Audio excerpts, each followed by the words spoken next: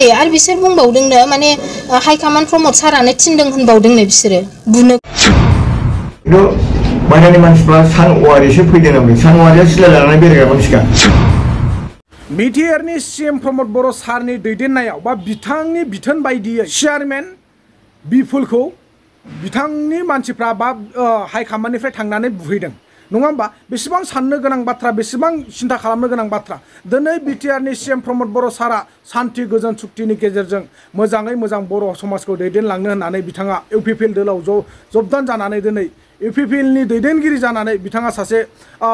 CM जानानै बिटिआरनि दिनै बिटिआरखौ दैदेनगासिनो दङ नाथाय बिनि बेलायावबो दिनै गावजों गावनो इउपिपिएलजों इउपिपिएलनि गावथारनो ओंखारलायनाय जुगुमलायनाय महर मोखां डिसप्ले चेन्ज खालामलायनाय बुग्लुं सुग्लुं खालामलायनाय बे जाथायखौ जों नुनो मोन्दों दा बेफोर माबोरै जानो मोनखो आरो जोङो बिपुल आदानि बा बिपुल सारनि वाइफ जिथुनाखि बिसि बिथां बाजै बुंनाय बायदिब्लाथ' बिटिआरनि सीएम प्रमद बर' सारानो बिथांखौ बा बिपुल आदाखौ बुनो थाखाय मानसि फाथायहरदों दिनै बे बाथ्रा थारैनो सैथोब्ला मानो बेफोरबायदि जानो मोननांगौ नोंथांमोना मानो एसेबो बुजिनानै लानो हायाखै बा मानि खारनाव नोंथांमोना साननो हायाखै आरो बिपुल सार बा बिपुल आदाया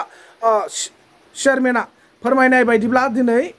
जिथुनाखि बिपुल आदाखौ गावखादो आरो गावखादो होनलायलायदोंमोन आरो बिथांमोननि आखायाव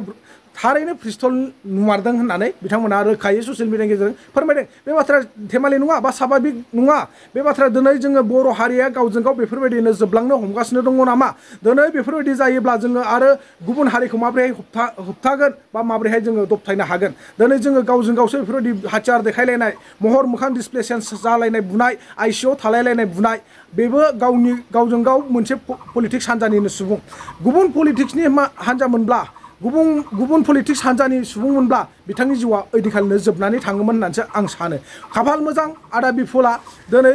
बिथाङा बे गावसिनि पलिटिक्स हान्जानि बा इउपिपिएलनिनो प्रमद बर' सारनिनो दैदेननायनि चेयारमेन हिसाबैसो बिथाङा दिनै बारग'दों बा रेहाय मोनदों होननानैसो आं सानो दा नोंथांमोना मा सानदों आं बेखौ बुजिया नोंथांमोना निश्चय कमेन्ट सेक्सनाव फोरमायहर आरो बिपुल सारा बा बिपुल आदाया मा फोरमायदों बेखौ नोंथांमोना रोखा फारसेनिफ्राय तन्न खोनासंजोबनानै ला अब्ला नोंथांमोननि खोमायाव निश्चय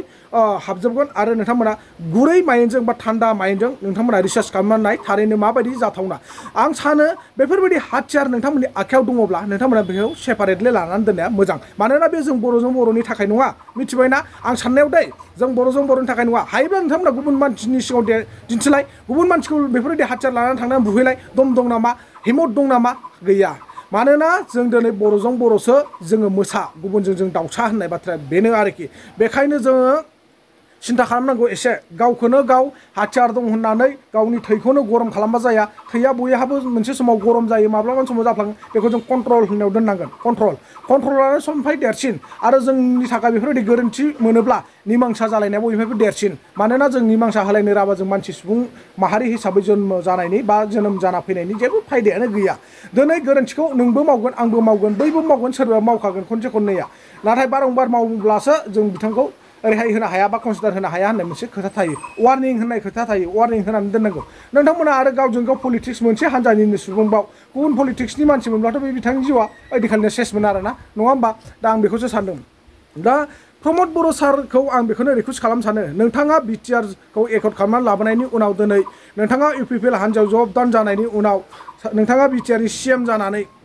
बर' सुबुंफोरनि मेगननि मोदैखौ फोजोबस्रांनो बा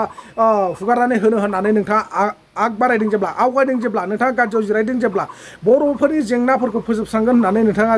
बे सीएमनि बिबानखौ लाबाय जेब्ला नोंथाङा सीएमनि खामानि बायदि नोंथाङा मावलांबाय थानांगोन सोरखौबा बुहोनाय सोरखौबा बिथोन होनाय सोरखौबा गाज्रि खामानि मावनो थुलुंगा होनाय नैबे नोंथांनि खामानि नङा होननानैसो आं सानो स' नंगौब्ला नोंथाङा नेक्स्ट टाइम बेफोरबायदि दामाव आरो नेक्स्ट टाइम खोनायोब्ला गासैबो बर' सुबुंफोरानो दुखु मोनगोन मानोना दायो इलेक्सन खाथि जागासिनो दं इलेक्सना बारा गोबाव गैलिया बे समावनो बिनि सिगां नोंथांमोना गाज्रि आखुथाय दिन्थिनानै लाबाय थायोब्ला गाज्रि गावसोरनि गोसोनि सिंनि साननायखौ नोंथांमोना रायजो राजानि सिगाङाव फोरमायनानै लायोब्ला बा दिन्थिनानै लायोब्ला नोंथांमोना निस्सय जानो थांनाय बा फैबाय थानाय इलेक्सनाव नोंथांमोना जेनगोन होननानैसो आं सानो नोंथांमोना थारैनो जुदि गादिखौ लुबैदोंब्ला नोंथांमोना आरोबाव बर' हारिनि थाखाय मोजां संसारखौ दैदेनलांनो सानदोंब्ला नोंथांमोना बेफोरबायदि दुमदाखारजों नङा बेफोरबायदि सोरखौबा बुग्लुं सुग्लुंजों नङा सोरखौबा धुमखि होनायजों नङा सोरनिबा सायाव हाथियार दिन्थिनाय सोरखौबा गावखादो होननाय सोरखौबा बुथारखादो सोरखौबा फोजोबखादो होननायजों माब्लाबाबो बर'फोरनि गेजेराव समाधान जानाय नङा जोङो समाधान जानांगोन नैबे आखाइ फारसेयाव फारबा आसि थायो बे मोनबाखौबो जों ज' लानो हानांगोन फारनै आखाइजों जोंहा 10ता आसि थायो बे 10ता आसिखौबो जोङो ज' खालामनो हानांगोन अब्लासो जोङो बै सोरनिबा फारसे आखाइखौ जोङो मुथुमनानै दोननो हागोन बेखायनो नोंथांमोना निश्चय बुजिनानै लानो हाखायो बा साननानै मोनखायो बेखायनो आं सानो नोंथांमोना प्लिज खेबसे रिसार्च खालामनानै नाय गोथौ मेलेमजों साननानै नाय भुल बुजा बुजिया बयहाबो जाखायो आं बारंबार बुङो भुल बुजा बुजिखौ नोंथांमोना नोंथांमोननि गेजेराव समाधान खालामलाय बेफोरबायदि बुग्लाय सुलायजों नङा बेफोरबायदि बुथारखानो जुगुमनायजों नङा बेफोरबायदि गावथारखानो लायनायजों नङा आं बेखौसो मिजिं थिदों आरो जोंहा दिनै बिपुल सारनि जिथुनाखि अनसुलि वाइफआ बा बाजैया जिबायदि दुखु फोरमायदों गाबै गाबै ससियेल मिडियानि गेजेरजों बेफोरबायदिया दाजाथों आरो नेक्स्ट टाइम मानो होनना बुङोब्ला नोंथांमोनहा सरकार सालायनायनि खोथा दङ नोंथांमोनहा पावार सालायनायनि खोथा दङ बे पावारखौ जोंनि बर' हारिनि गेजेराव दा होखार बे पावारखौ गुबुन हारिनि सायाव होखार हायोब्ला जेसेबां हायो मिथिबाय ना मानोना जोंनो नांगौखिनिखौ बा मोननांगौ बायदिखौ जोङो मोनफुंनो हायाखै बेनो आंनि बुंनाया नोंथांमोननिसिम स' नोंथांमोना सोर मा सानदों भिडिअखौ जोबजासिम नायनायनि उनाव निश्चय कमेन्ट सेक्सनाव फोरमायहरगोन होननानैसो आं आसा फारिनाय थाबाय आरो आंनि बुंनायफ्राव माबाफोर गेना गोरोन्थि जादोंबा नोंथांमोना अननानै प्लिज निमाहा होबानो जाबाय सिगां समाजारि बिजोङाव माखासे डेभेलपमेन्टनि खामानि जानायाव खामानिखौ मोजां जायाखै होननानै बाथ्रा सोंखारनायनि उनावहाय जोंनो मैयानि मोनायाव एटाक खालामनाय जाथाय खोनानो मोनबाय जाथाया माबायदि जायामोन मा फोरमायगोन खुलुमबाय बयनिबोसिम जाथायाथ' नंगौ आं दा खुब सिरियासआव दङ आइसिइउ रुमनिफ्राय आं दासो ओंखारदों आरो आइसिइउ रुमाव ओंखारदों जाथाया जाहैबाय आङो जोंनि बड'लेण्ड CM काप सोलिबाय थादोंमोन OIBCTC चेयारमेनानो खुंदों नालाय बे बड'लेण्ड CM काप खुंनानै जोबनाय टाइमाव आङो सेंग्राफोरखौ साहा लोङो मोनसे दखानाव दा मोनसे दखानाव साहा लोंनायाव आङो बे साहा दखाननिफ्राय पकरिया गुदुं गुदुं मोजांहाय आङो फिसाजोनो हैग्रोदोंमोन बे समावनो बै जायनाखि BPFनिफ्राय फैगोदान UPPआव हाबफैनाय थिखादारफोर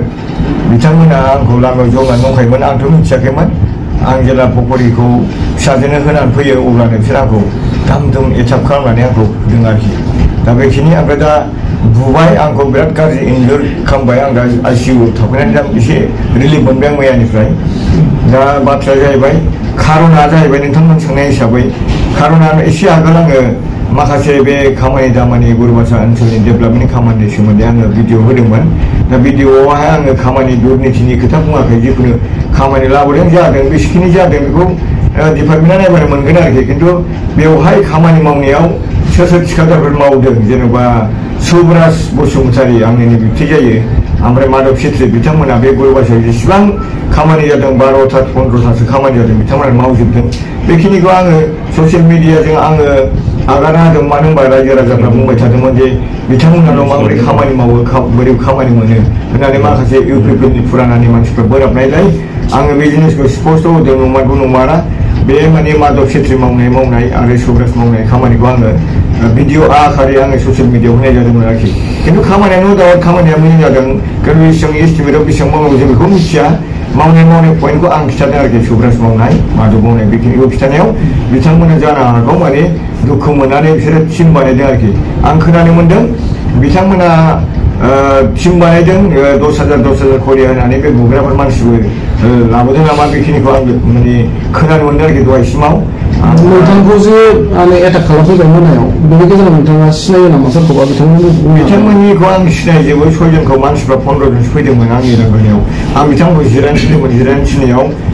जोंनिखौ जिरायनो फैयाखै नोंखौ पुलिस फैदों होननानै बिथांमोना दं होननानै आंखौ बुंदों बेवहाय 1 नाम्बाराव जाहैबाय काबुल बसुमतारी ना मोजां माथाय काबुल होनो आरोखि बे सुब्राज बिदानिनि फिसाला जोंनिनो न' खाथिनिखा ओमफ्राय बेनि गेजेराव सुब्राजआ गावनो आंखौ फंनै फंथामसो सौदों ओमफ्राय बेनि उनावहाय दैदेननाया बुफैदों ओमफ्राय फाखन होननायबो बुदों दा बेहाय बिरबल होननायबो फैदों बिरबल फाखन दैदेन राजा बसुमतारी ओमफ्राय बेनिफ्राय नैबे काबुल बिथांमोना आङो 7 जन 8 जनखौ आं स्पष्ट सिनायो ओमफ्राय नै मैया इसिबां बुंबाय सेन्ट्रेल लेभेलनिफ्राय सेंग्राफोर फाथायहरदों होननानै बेंटल गेटनि सान औवारि थिखादार आं बिथांखौ जेबो बुङाखै थिखादारा बेमोन नालाय बेनि नामाव बुदोंमोन दा सान औवारिया गुन्दा लानानै थांदों होननानै दा बै बुग्राफ्रा मानसिफोरनि सिगाङाव खिथाबाय जों नुवामोन बे सान औवारियानो गुन्दा लाबोनानै बेखौ बेबायदि माबा खालामफैदों होननानै स्पष्ट मोनथिनो मोन्दों आरोखि नोंथाङा जे दासिम UPP पार्टिनि बा PCDC चेयारमेन मैया बेबायदि जाथाय जानानै थांनानै आइसिइउ थानो गोनां जाबाय हरसे दासिम नोंथांनि हानजानि बा इउपिपिएल पार्टिनिफ्राय सोरबा दैदेनगिरिफोरा खबर लाफैदों नामा दैदेनगिरिफ्राथ' खबरखौ लाफैनाय जायाखै खिन्थु जोंहा सासे दैदेनगिरि जेनेबा आगुनि इउपिपिएलनि सेक्रेटारि सेन्ट्रेल सेक्रेटारि मावथि हाज'वारि ब्रह्म बिथाङा हराव मैयानिफ्राय खबर लादों ओमफ्राय दिनैबो खबर लाफैदों आंखौ मिडिया थिडिया दाहोथ' र' जों रायलायगोन होननानै बुंदों आरोखि खिन्थु डिस्ट्रिक्ट माने इउपिपिएल ब्लक इउपिपिएल प्राइमारि इउपिपिएलआव आंनि सोमोन्दै जेबो रायलायाखै बेनि थाखायनो आं भिडिअ हगारदोंमोन आं सोंदोंमोन जे भिडिअ होनायाव माबा मोनसे गाज्रि मोनदोंब्ला बुंहर कमेन्ट हर आरो बेखौ जों रायलायलायनानै गेजेराव थागोन खिन्थु आंनि सोमोन्दै रायलायनानै फैदोंमोन बिसोरो खिन्थु जायनाखि बिपिएफनिफ्राय मैया दाख्लैसो फैनाय नैबे एमपि इलेक्सनाव फैनाय बिथांमोना हाबफैनाय बिथांमोना ज' जानानै मोनसे मिटिं खालामदों प्राइमारियाव आंखौ हाबहोआखै चेयारमेनखौ होखारनांगौ होननानै खिन्थु आं बाहायनो बुंदों आरोखि नोंथांमोनाथ' होखारनांलायगौ गैया आंनो गारगोन चेयारमेनखौ नांगौबा गाज्रि मावदोंब्ला खिन्थु मिटिङाव आंखौ थाहैबाथ' खेबसेनो समाधान जायोमोन होननानै आं बुंदों आरोखि बेवहाय बिसोरो थरखा-थरखि खालामनायाव आङो भिडिअ बानायना हगारदों आरोखि बेवहाय फुराना इउपिपिएल सासेबो नुयैलाय गासिबो चेयारमेन होखारनो फैनाया बिपिएफनिफ्राय फैनाय बिसोर मोनसे टिमखा आरोखि बिथांमोना माने माबा आंजों थरखा-थरखि खालामनायाव आं भिडिअ क्लिप फिसा हगारना होदोंमोन आरोखि दा बे नोंथांखौ जाखिनि एटाक खालामो बेनि सायाव माबा मोनसे एक्सन लागोन नामा नोंथाङा दा आंथ' बिसिडिसि हिसाबै पार्टि हिसाबै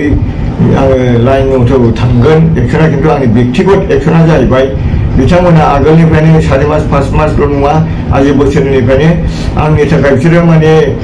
माबा मोनसे आक्रमणनि थाखाय बिसोरो षड्यन्त्र लगायबाय थायो गामि गामि जौ लोङै मा लोङै माने बिथांमोना चेयारमेनखौ बोख्लायनांगौ मानांगौ बेफोरबायदि माने समाल'सना जाबाय थायो बेवहाय आं बेखौ गाज्रि मोना गाज्रि मावदोंबाथ' माने बयहाबो माने चेयारमेनफोरखौ होबथायनो हाखायो आरो आंनि